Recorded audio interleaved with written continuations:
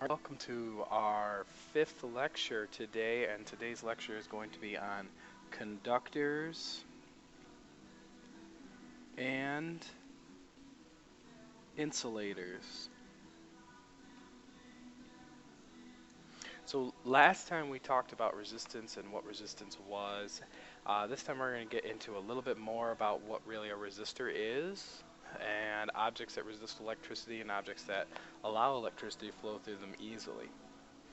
So let's start off with an electrical conductor. So electrical conductors, here's a key term, something we definitely need to know what it means for the test. And an electrical conductor is something that current passes easily through.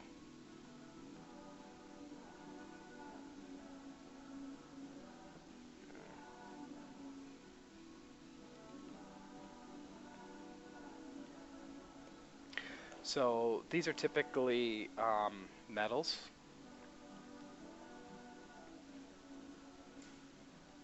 These are things that have a lot of loose electrons that's easy to get to go someplace. Things like copper. Copper is a relatively cheap metal, so we use it a lot for wiring in homes because compared to other good conductors, it's very inexpensive. Platinum is the best, but platinum is extremely expensive. But other metals are also good conductors too. Pretty much any metal is a good conductor of electricity. On the opposite end of the spectrum from conductors are electrical insulators.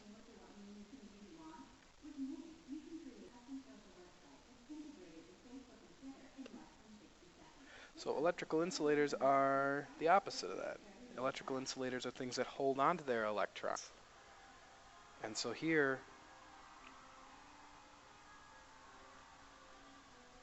the current has a difficult time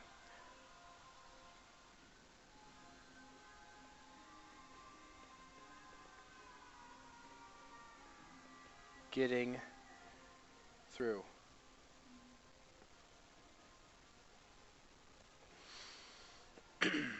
So when we think of good insulators, we think of things like rubber or plastics. Glass is a very good insulator. Air is actually a great insulator. Besides metals up here for good conductors, actually another thing we can add up here is salt water. It's a very good electrical conductor. Now, the thing about conductors and insulators that's always important to remember is that while some are better conductors or insulators,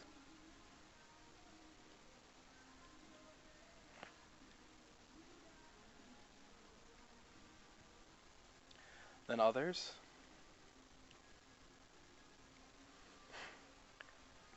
everything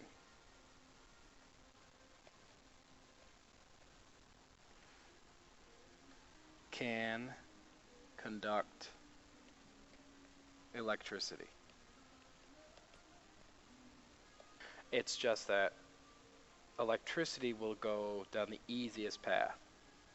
So always remember, electricity is lazy and it follows the easiest path. So like we talked about shorts the other day, and when you have a short in a circuit, the electricity goes through the short, which is easy to go through, and goes around all the resistors and whatnot that we want it to go through. So like one of the common things people talk about, if you're in a thunderstorm, it's the safest place for you to be is inside a car. And a lot of people will say it's because of the rubber tires.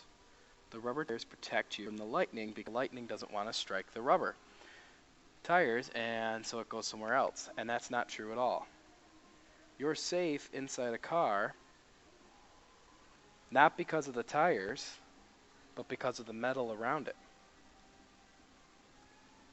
The electricity wants to flow in the metal instead of you. So the electricity, when the lightning bolt strikes, hits the car and follows the metal frame around and then makes the short jump to the ground rather than go through you. So you can surround yourself inside metal, have that metal get shocked, and be perfectly safe. It's called a Faraday cage, and it's something when we talk a lot more about the electric force, we'll talk a lot about. But just remember, electricity is lazy, and it always follows the easiest path to the ground. So if I stick a piece of metal in an outlet, I become the easiest path to the ground. But if I have those grounded plugs where there are 3 prongs, that third prong connects to the ground. So when I reach over and there's a short, where before with a 2-prong outlet, I would be the easiest path, now there's another wire, that becomes the easiest path to the ground, and it follows that instead.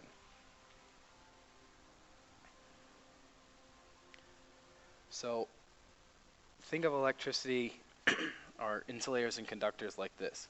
You have materials that are considered strong insulators. Then we have things that are called semi-conductors. And then we have our straight-up conductors. So semiconductors, these are very important in microchips, and these are things like silicon. Insulators, like we said, were things like glass and rubber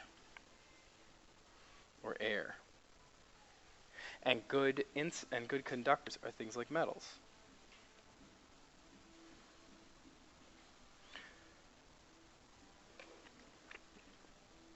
Now we've talked about and we've defined what a resistor is. One of the things I want to define is what's called a potentiometer.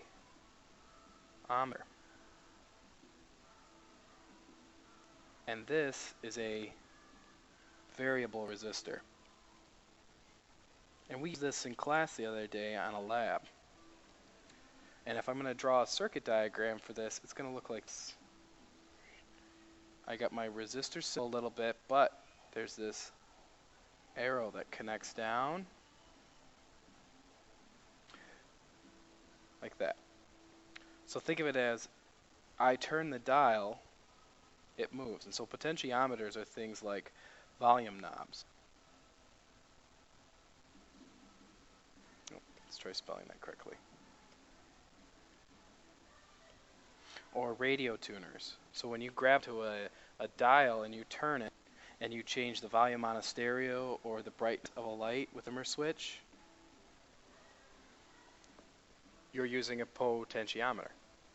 And so you change the resistance, which changes the amount of voltage it takes to get through that, and changes the amount of current, the speed of the current, changes the amount of light, the brightness, everything else. And like I said, we did play around with those in class, but let's just give them a definition. And again, another important term, so we'll highlight it, save it for later. Alright, that is it. That is the last lecture for this unit on electricity. Remember, we'll have a test coming up soon. It'll be announced in class, so make sure you pay attention for that. And remember, you can always come back and watch these videos anytime.